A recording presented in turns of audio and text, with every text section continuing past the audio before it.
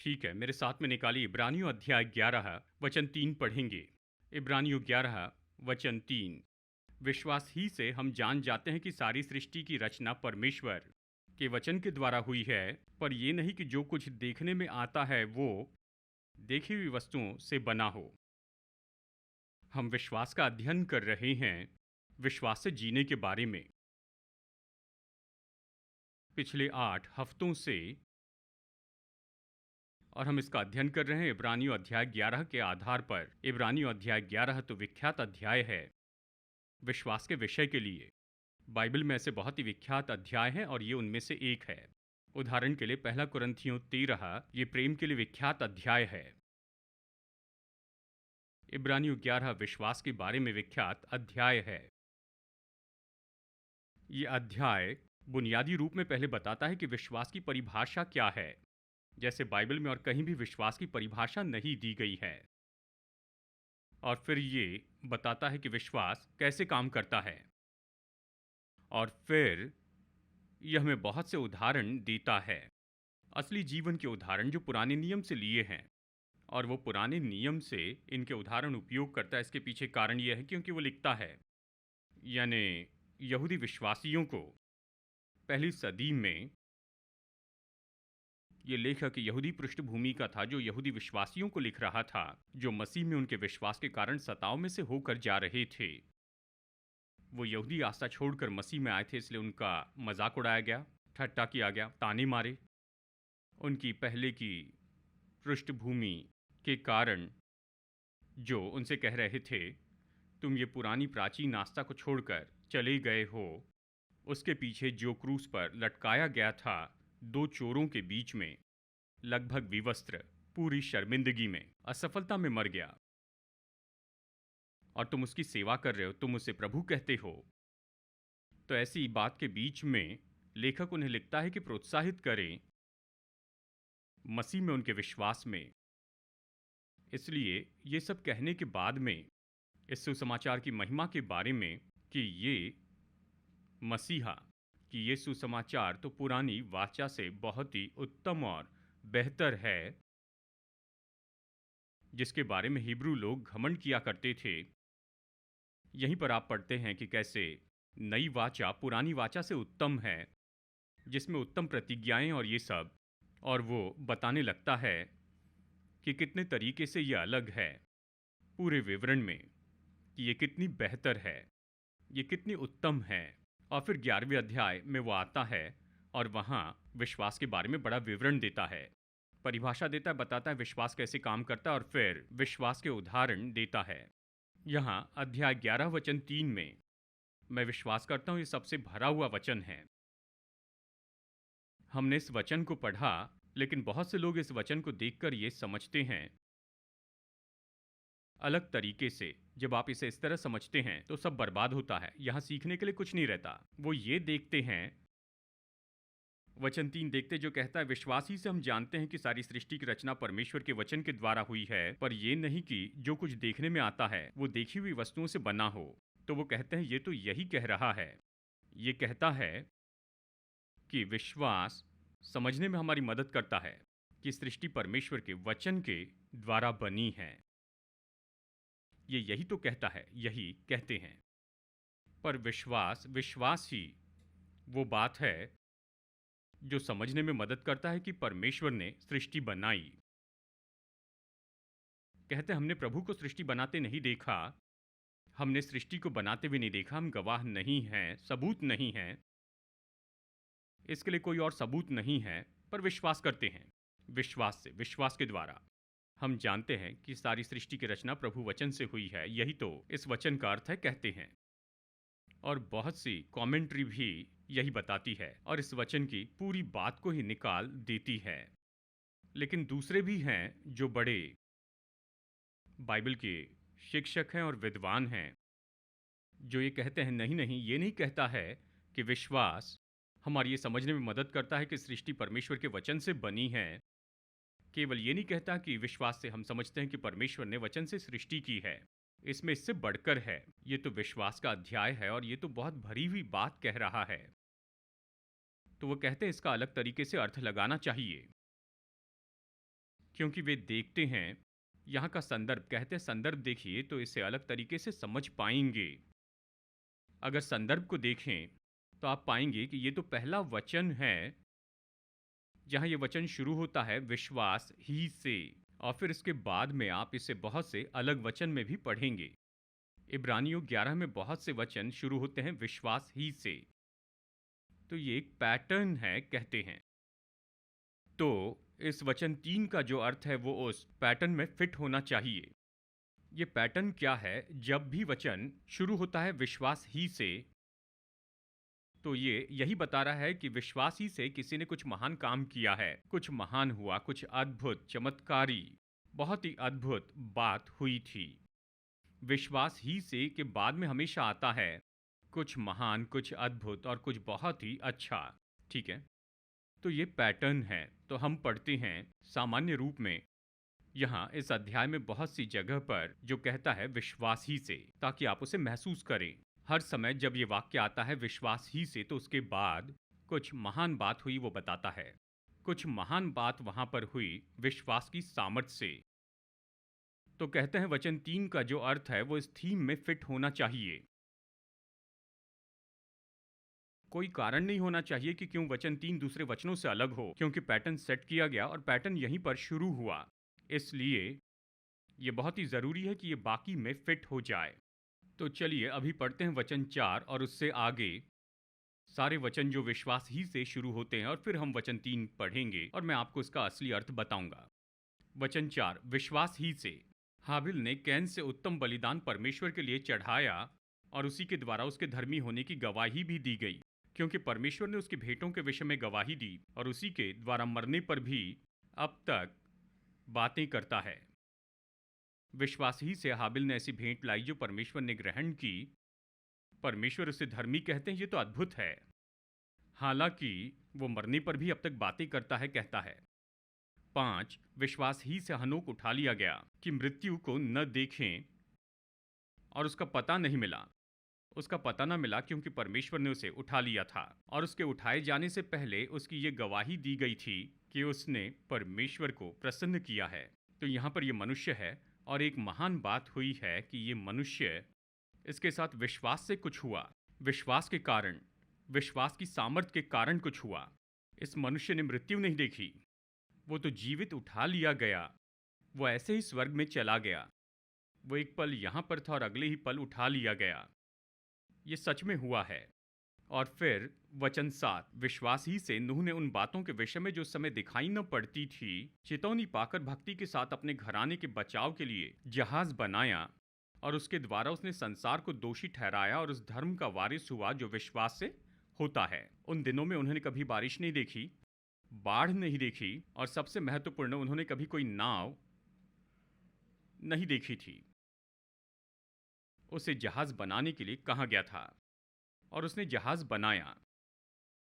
उसने जहाज बनाया कई साल तक, और उसके लिए कई साल लग गए थे। हर कोई उसका मजाक उड़ाते थे, हंसते थे। तुम क्या कर रहे हो? हमने बाढ़ के बारे में नहीं सुना, सब डूब जाएंगे ये भी नहीं सुना, हमने ये कभी नहीं सुना। लेकिन इस मनुष्य ने विश्वास से इसे किया, और फिर देखिए अंत में ऐसा हुआ कि केवल वो और उसका परिवार ही जीवित रहा। और आज जो मनुष्य हैं वो उस नूह के वंशज हैं। विश्वास वही है जिसने उसे जीवित रखा और उसे उससे बचा लिया। वचन 8, विश्वास ही से अब्राहम जब बुलाया गया तो आज्ञा मानकर ऐसी जगह निकल गया। वो ऐसी जगह निकल गया जिसे मिरास में वो लेने वाला था, और ये न जाना कि मैं किधर जाता हूं, तो भी निकल पड़ा। विश्वास ही से उसने प्रतिज्ञा किए हुए देश में, जैसे पराये देश में परदेसी रहकर इसहाक और याकूब समेत जो उसके साथ उसी प्रतिज्ञा के वारिस थे, तंबुओं में वास किया, क्योंकि वो स्थिर नेव वाले नगर की बाट जोहता था, जिसका रचने वाला और बनाने वाला परमेश्वर है। तो यहाँ एक और मनुष्य है। ये तो बहुत ही असाधारण और महान था। वो अपने परिवार को छोड़ता है, और छोड़ता है अपने देश को, और जो भी है वो सब कुछ छोड़ देता है, और ऐसी जगह के लिए निकलता है, उसे पता ही नहीं होता है कि वो कहाँ जा रहा है। विश्वास से जीवन की यात्रा में निकल पड़ता है। अद्भुत है। 11, विश्वास से सारा ने आप, अब सुनिए विश्वास क्या करता है। विश्वास से सारा ने भी आप बूढ़ी होने पर भी गर्भ धारण करने की सामर्थ पाई, क्योंकि उसने प्रतिज्ञा करने वाले को सच्चा जाना था। इस कारण एक ही जन से जो मरा हुआ सा था, आकाश के तारों और समुद्र के तीर के बालू के समान अगणित वंश उत्पन्न हुए, यानी समुद्र के तीर के बालू के समान। अब देखिए, सारा ने अपने बुढ़ापे में अब्राहम के लिए एक बेटा उत्पन्न किया। अब्राहम बूढ़ा था। बड़ा अद्भुत चमत्कार हुआ। ये कैसे हुआ? बाइबल कहती है विश्वास से। विश्वास से जो स्त्री गर्भ धारण नहीं कर सकती थी, उसके लिए गर्भ धारण करना असंभव था। बुढ़ापे में उसने धारणा की। ऐसी उम्र में जब गर्भ धारणा नहीं हो सकती थी, उसका गर्भ मरा हुआ था, तब वो गर्भवती हुई। अद्भुत है। वचन 17, विश्वासी से अब्राहम ने परखे जाने के समय में इसहाक को बलिदान चढ़ाया, और जिसने प्रतिज्ञा को सच माना था और जिससे ये कहा गया था इसहाक से तेरा वंश कहलाएगा, वही अपने इकलौते को चढ़ाने लगा, क्योंकि उसने मान लिया कि परमेश्वर सामर्थ्य है कि उसे मरे हुए में से जलाए। अतः उन्हीं में से दृष्टांत की रीति पर वह उसे फिर मिला। यहाँ ये विश्वास से असाधारण काम करता है। विश्वास से काम करना, वो अपने इकलौते पुत्र को लेता है और जिस पर सारी प्रतिज्ञा आधारित थी, यानी वो तो ऐसा है जिससे सब कुछ आने वाला था, वो उसे बलिदान के रूप में देता है। और बाइबल कहती है उसने विश्वास से दे दिया, ये जानते हुए कि अगर वो मरकर बलिदान के रूप में जल भी जाए, परमेश्वर राख से उसके लिए उसके बेटे को फिर से जिलाएगा। अद्भुत है। वचन 20, विश्वासी से इसहाक ने याकूब और एसाव को आने वाली बातों के विषय में आशीष दी। विश्वासी से याकूब ने मरते समय यूसुफ के दोनों पुत्रों में से एक एक को आशीष दी, अपनी लाठी के सिरे पर सहारा लेकर दंडवत किया। विश्वासी से यूसुफ ने जब वो मरने पर था तो इसराइल की संतान के निकल जाने की चर्चा की और अपनी हड्डियों के विषय आज्ञा दी। विश्वासी से मूसा के माता पिता ने उसको उत्पन्न होने के बाद 3 महीने तक छिपा रखा, क्योंकि उन्होंने देखा कि बालक सुंदर है और वे राजा की आज्ञा से न डरे। वो छिपे डर के कारण नहीं, पर विश्वास से। और इसका परिणाम ऐसा हुआ कि वो इस्राएली लोगों का छुड़ाने वाला बना। उसने फिरौन और उसकी सेना को नाश किया और इस्राएली लोगों के लिए बड़ा छुटकारा लाया। विश्वासी से मूसा ने सयाना होकर फिरौन की बेटी का पुत्र कहलाने से इनकार किया, इसलिए कि उसे पाप में थोड़ी दिन के सुख भोगने से परमेश्वर के लोगों के साथ दुख भोगना अधिक उत्तम लगा। उसने मसीह के कारण निंदित होने को मिस्र के भंडार से बड़ा धन समझा, क्योंकि उसकी आंखें फल पाने की ओर लगी थी।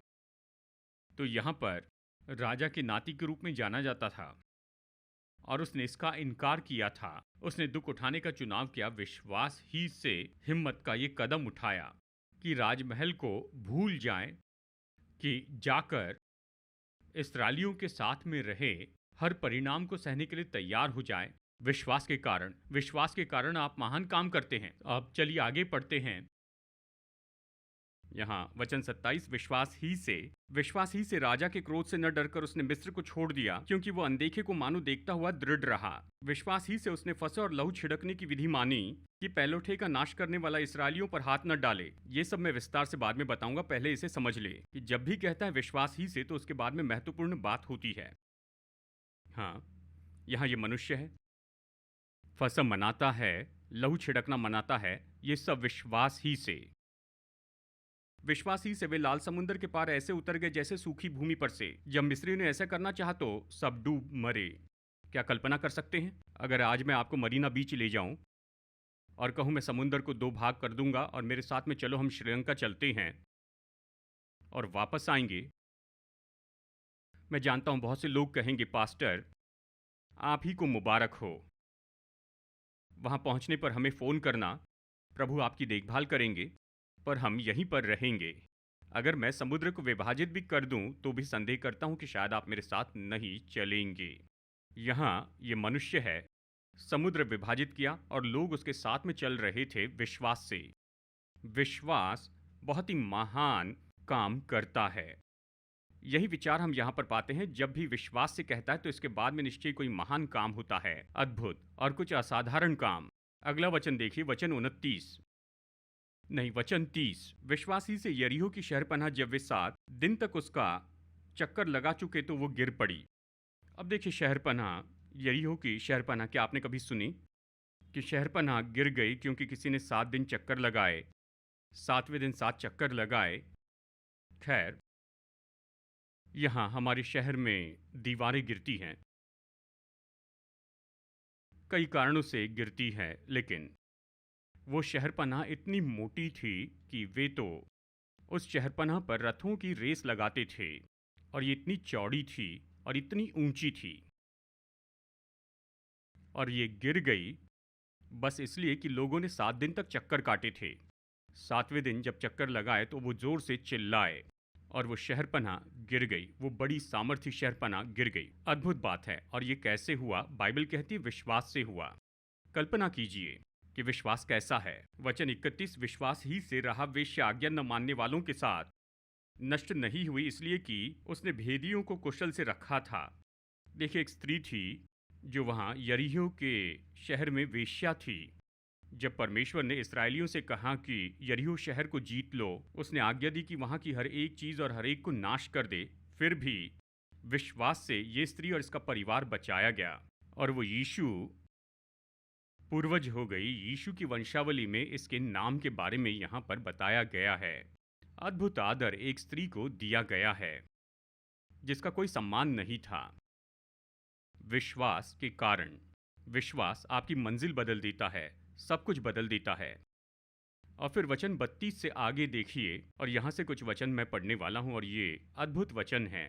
अब और क्या कहूँ, लेखक कहता है, क्योंकि समय नहीं रहा कि गिदोन का और बाराक का और शमशोन का और यिप्ता का और दाऊद का और शमूएल का और भविष्यवक्ताओं का वर्णन करूं। इन्होंने विश्वास ही के द्वारा राज्य जीते। विश्वास करेंगे, विश्वास राज्य जीत सकता है। धर्म के काम किए, प्रतिज्ञा की हुई वस्तु प्राप्त की, विश्वास से प्रतिज्ञा पाई। सिंहों के मुंह बंद किए, वो याद करता है दानियल को। सिंहों की मांद में आग की ज्वाला को ठंडा किया, शद्रक, मेशक और अबेदनगो को याद करता है। तलवार की धार से बच निकले, निर्बलता में बलवंत हुए, लड़ाई में वीर निकले, विदेशियों की फौज को मार भगाया, सेनाएं हराई गई, युद्ध जीते गए विश्वास से। क्या इस वाक्य पर विश्वास करेंगे? कहता है विश्वास से। ये सब विश्वास से होता है। हर बार जब भी विश्वास से कहता है तो बड़े अद्भुत काम बताता है। विश्वास से अविश्वसनीय बात होती है। स्त्रियों ने अपने मरे हुओं को फिर जीवित पाया। कितने तो मार खाते खाते मर गए और छुटकारा न चाहा, इसलिए कि उत्तम पुनरुत्थान के भागी हो। इसके बारे में अंत में बताएंगे कि कैसे लोग तो विश्वास से मरने के लिए भी तैयार थे। उन्होंने अपना जीवन सुरक्षित रखने की परवाह नहीं की। वो जीवन देने के लिए तैयार थे, क्योंकि जानते थे कि बेहतर पुनरुत्थान है, बेहतर अंत है, इसलिए जान देने के लिए भी तैयार थे। अद्भुत है। विश्वास यही तो करता है। तो देखिए, जब ये शब्द विश्वास ही से, ये उस अध्याय में एक पैटर्न निश्चित करता है। विश्वास से ये 1 या 2 बार नहीं आता है, ये कई बार आता है। और ये जब भी आता है, इसका विचार तो एक ही है कि कुछ बहुत ही अद्भुत, महान और अद्भुत होता है विश्वास के परिणाम में। विश्वास के कारण कुछ असाधारण सी बात होती है।